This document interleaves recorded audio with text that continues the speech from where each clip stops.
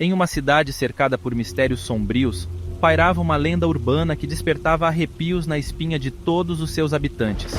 A história da gangue dos rins era sussurrada em tom de medo e horror, passando de boca em boca, como um segredo obscuro que se recusava a desaparecer. Diziam que no submundo sinistro da cidade, um grupo macabro de criminosos atuava há anos, deixando um rastro de terror em seu caminho. Essa gangue, conhecida como a Gangue dos Rins, era especializada em um crime terrível e inimaginável: a extração ilegal de rins das suas vítimas. As histórias contadas sobre a gangue eram tão assustadoras quanto a própria lenda. Acredita-se que eles operavam nas sombras, aproveitando a escuridão da noite para escolher suas vítimas com precisão, sem deixar qualquer evidência para trás. As pessoas viviam amedrontadas, evitando os cantos escuros da cidade, temendo tornarem-se alvos dessa gangue impiedosa. Entre as vítimas da Gangue dos Rins, havia relatos terríveis de pessoas que desapareceram misteriosamente, deixando apenas perguntas sem respostas. Corriam boatos de que seus corpos eram encontrados sem os órgãos, especialmente os rins, cuidadosamente removidos, como se tivessem sido vítimas de algum ritual sombrio. Em uma noite chuvosa, Daniel, um jovem engenheiro de sucesso, estava voltando para casa depois de uma longa reunião. Ele caminhava pelas ruas vazias e escuras, sem suspeitar do perigo que o cercava. Infelizmente, sua trajetória coincidiu com o plano macabro da Gangue dos Rins. Enquanto Daniel seguia seu caminho, um carro preto surgiu silenciosamente atrás dele. 3 membros da gangue, com rostos ocultos sob capuzes, saíram sorrateiramente do veículo. Eles observaram Daniel de longe, selecionando-o como sua próxima vítima. Com movimentos rápidos e precisos, os criminosos se aproximaram de Daniel. Antes que ele pudesse perceber, um deles aplicou uma injeção em seu pescoço, contendo um potente sedativo. Daniel sentiu a tontura se apoderar de seu corpo e, em segundos, desmaiou. Os membros da Gangue dos Rins carregaram o corpo inconsciente de Daniel para o interior do carro. Dirigiram rapidamente para um local abandonado nos arredores da cidade, onde mantinham sua sinistra base de operações. Lá, eles tinham um laboratório clandestino, equipado para realizar as extrações ilegais. Quando Daniel acordou, encontrou-se amarrado em uma cadeira, com vislumbres fugazes da gangue ao seu redor.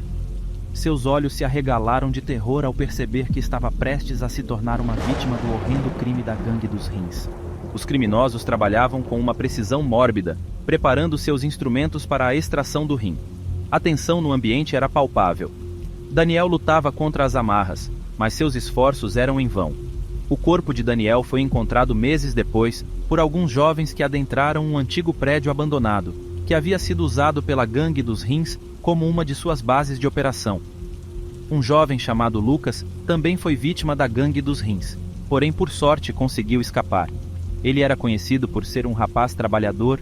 Uma noite, o destino reservou-lhe um encontro aterrorizante com a Gangue dos Rins. Após um dia exaustivo de trabalho, Lucas decidiu tomar um atalho por uma rua pouco iluminada, na tentativa de chegar mais rapidamente em casa. Enquanto caminhava pela escuridão, uma sensação estranha tomou conta dele. Um calafrio percorreu sua espinha, e ele teve a incômoda sensação de que estava sendo observado. Tentando afastar os pensamentos perturbadores, Lucas acelerou o passo, desejando sair rapidamente dali. No entanto, antes que pudesse alcançar um local mais seguro, ouviu passos apressados ecoando atrás de si. O som se aproximava cada vez mais, e o medo o dominou por completo. Sem pensar 2 vezes, Lucas começou a correr, mas seus perseguidores estavam se aproximando. Ele olhou para trás e viu uma visão horripilante. 3 homens encapuzados, com sorrisos sádicos nos rostos. Era a terrível Gangue dos Rins, pronta para atacar. Desesperado, Lucas procurou freneticamente por algum local onde pudesse se esconder. Em meio à agonia, encontrou refúgio em um beco escuro e apertado. Ele se escondeu atrás de uma pilha de caixas, segurando a respiração e tentando controlar o coração acelerado. Os membros da gangue vasculharam o beco meticulosamente, cada vez mais próximos de descobrir sua presença.